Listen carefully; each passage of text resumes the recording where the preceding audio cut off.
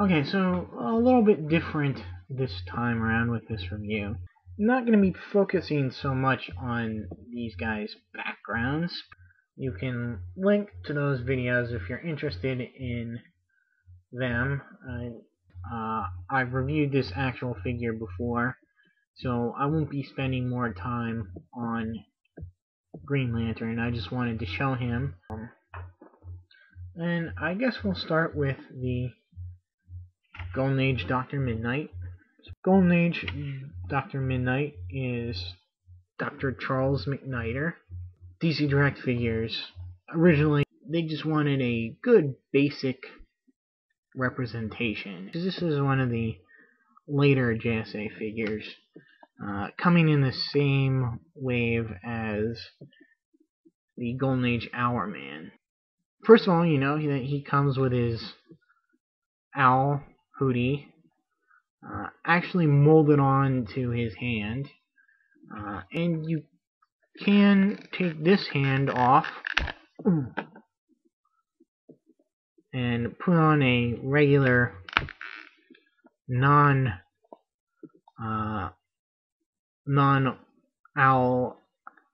perched hand.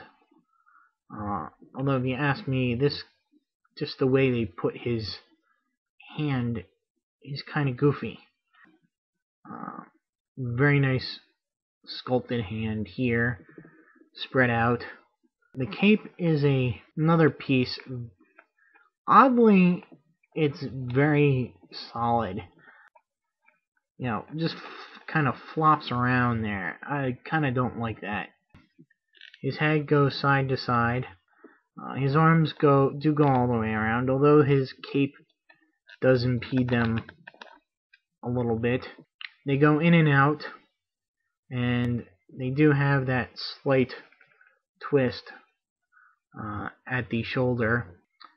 His hands rotate, unlike the older JSA figures, and his elbows bend. If you've seen my Golden Age Hourman review, you'll see that he has the same kind of joints here, neither an exact ball joint, but definitely not the familiar T shape. Knees bend, and that's it. Unfortunately, you can't get very many poses out of him besides that, because of both the trickiness of the joint there and the soft rubber tunic. Even though it's soft rubber, it still does get in the way. Like most of these DC Direct ones, he's basically a statue with limited arm articulation. Again, very nice to have a Dr. Mid-Nite, but he's become somewhat unnecessary now that we have the DC Universe Classics version. Moving on to Wildcat.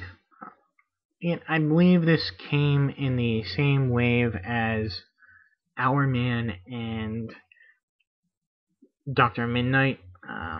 I may be mistaken. Yeah, this guy has kind of a unique articulation here in the hip. It's not it's not a ball joint. It's like a swivel joint here. But it's not a T joint either. Kind of unique, and it gives him this really nice crouched position pose, like he's in the ring, ready to jab. Come with a roundhouse, really allows for a nice kind of action pose there. Now his head does rotate side to side, but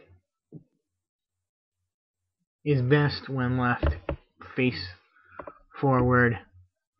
His arms are very posable, have a nice range of motion, probably one of the widest range of motions while at the shoulders. His elbows do bend, but because of the sculpt, they don't fully extend all the way. Well, this one is a little bit, gets a little bit straighter. And he does have waist articulation, which is also kind of novel. He does bend at the knees, but just like the elbows, there's not much range of motion in there. And he does bend at the feet there. Of course, you see the nice little cat feet detail on his uniform. I don't know if you can tell from here, but his costume uniform is kind of a very dark purple, almost brownish kind of a color with blue highlights. I did like this figure until the new DC Universe Classics one came out. Let me show you these guys with their counterparts. Of course, you can see that the DC Universe one is much taller and has a more purplish costume. You see the difference in the masks.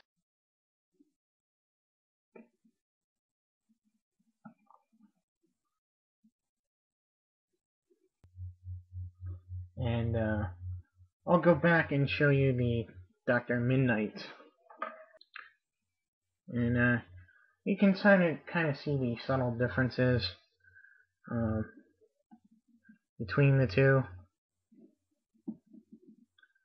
Of course, the gloves stand out as being purple instead of brown, and the shape and design of the eyepieces here are triangles rather than the more goggle looking. And of course, the owls.